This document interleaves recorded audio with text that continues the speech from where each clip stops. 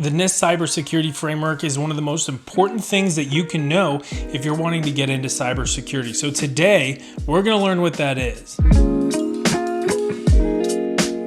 Hey everybody, welcome to StudioSec. Thank you for watching. Like this video if it's helpful. Subscribe if you're wanting to learn more about cybersecurity. Comment down below with your thoughts on the NIST Cybersecurity Framework. And follow me on social media, Twitter, Reddit, find me wherever. Let's keep this conversation going. Today we're going to learn about the NIST Cybersecurity Framework. But first, if you're not familiar with what NIST is the National Institute for Science and Technology. Now, NIST will come out with all kinds of different things that include policies, different frameworks. The cybersecurity framework is one of the most common things that companies will use to create and expand their cybersecurity programs.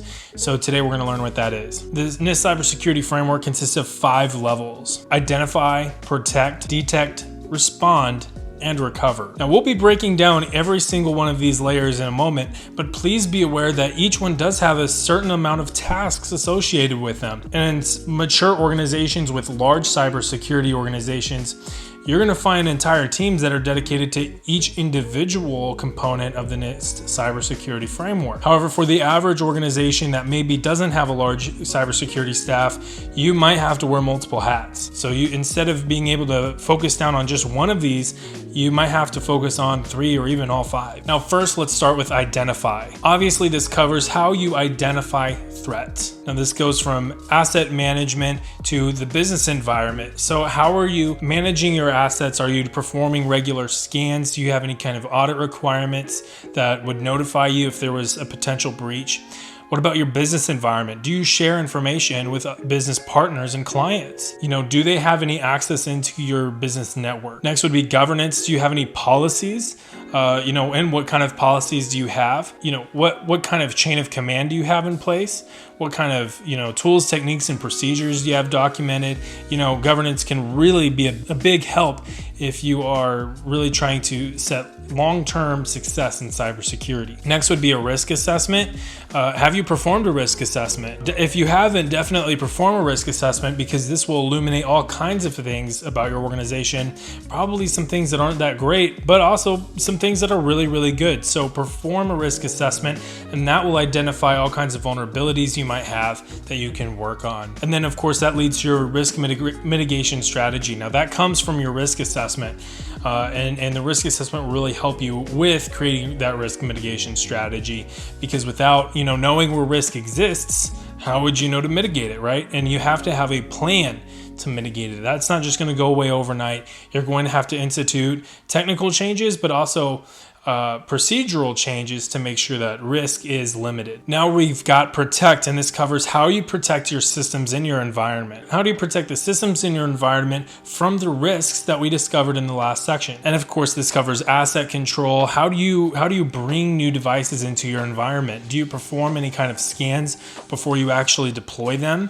Do you perform any kind of assessment of the systems to make sure that they are working as intended? Mind you, not all cybersecurity is focusing against human threat actors. Sometimes you're focusing against some kind of technical difficulty that might bring availability down, right?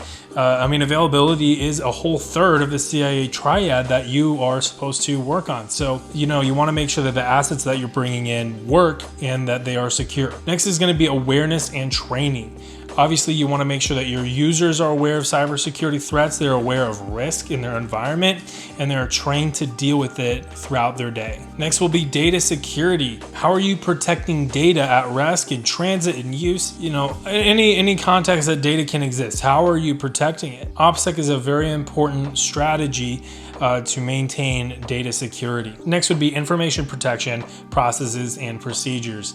So, that kind of plays into what we just talked about with data security. That's basically what you're trying to do. You're trying to make sure that data at rest is secure, information that whenever you're using it is secure. You got to just create these processes and procedures so that way you can systemically implement secure data practices. Next would be, of course, maintenance. So whenever you're performing maintenance, who's performing maintenance? Do they have clearance to that machine? And how long will that scope go? Is somebody, supervising the maintenance to make sure that, if it's physical maintenance and they need access to a secure room, is somebody maintaining eye contact and making sure that they're not rummaging through places they don't need to be? And if they're performing some kind of digital maintenance, are they not rummaging through files they don't need to be going through? Next is going to be detect. How can you identify when a threat is active in your environment? And that is super important. You need to have all kinds of different threat detection capabilities in your environment. An intrusion detection system is one that was really helpful, but you're mainly going to be looking for anomalies and events, right? Something that is out of the ordinary. This is where AI is often deployed within an organization's cybersecurity structures. They're looking for anomalies. And that sometimes does produce false positives, but it does produce false negatives as well, which also is not very good. But it's looking for different things that just are out of the ordinary. If someone's logging in at 6 a.m. every morning, but they log in at 1 a.m. in the middle of the night, that's kind of weird, right? So that's something you'd want to look into. Next would be security continuous monitoring, and that's where a SIM would come in, a security event and information management system. And that's what you want to use to be able to look for anomalies and events. And of course, detection processes. How are you managing this information? How are you processing this information when you have it? And, are you passing it off to somebody else so they can, perform some kind of response process? And of course, that leads right into response. Notice on all 5 of these levels, they all kind of bounce and flow one to the other. And that's intentional. And so the next is response. So what do you do whenever you get an active threat? So congratulations, you've detected an active threat. Now you have to respond to it. So of course that must require some amount of response planning. I mean, you can't just ad hoc every single issue you find, right?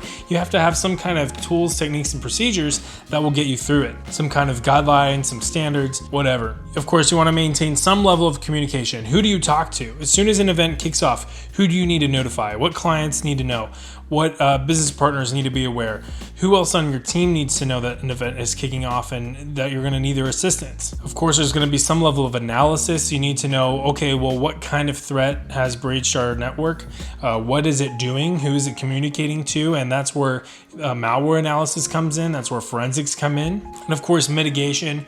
Whenever you have contained the threat, now you're trying to mitigate its access. Maybe you're trying to mitigate the privileges it's able to escalate to, right? And then of course you want to have improvements to this process as well. And the final will be recover. So now you've responded to your threat, you've taken care of it, now you need to recover. And of course that requires some degree of recovery planning, right? And that's where business continuity and disaster recovery planning comes in.